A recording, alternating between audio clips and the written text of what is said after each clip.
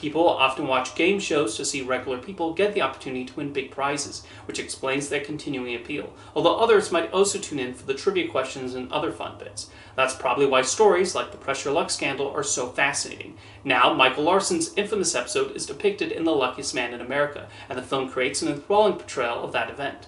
As played by Paul Walter Hauser, the movie takes a sympathetic view of Larson and questions whether he was really in the wrong for figuring out the patterns on the board. He becomes an intriguing character to watch because of that, and a rooting interest does develop in hoping he wins. While the film provides some hints at the get-rich-quick schemes the real Michael Larson was known to partake in, its portrait is of a man just hoping to put his skills to good, profitable use. There are some comedic moments, but Hauser smartly does not depict him like a joke. He's instead someone with a genuine fascination for this game show and an ability to figure out where the whammy is on the big board. There's also a heartwarming element seeing the audience eventually get on his side. The decision to have most of the movie take place during the episode recording is a smart one. Director Samir Oliveras cuts between the game show set and the control room backstage, keeping the pace quick.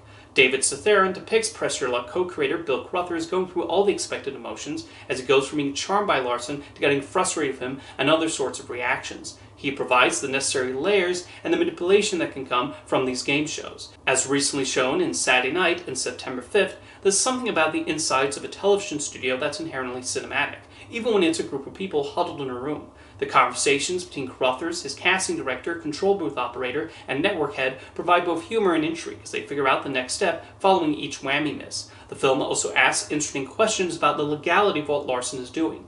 After all, there was no rule against memorizing the patterns, but that does not stop them from trying to stop his streak.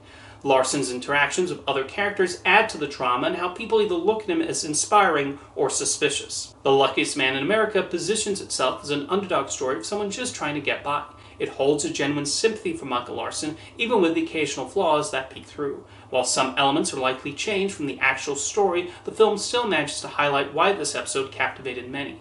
It's about how even something as seemingly random as a game show can be distorted to fit what the producers want, and how that can be thrown for a loop.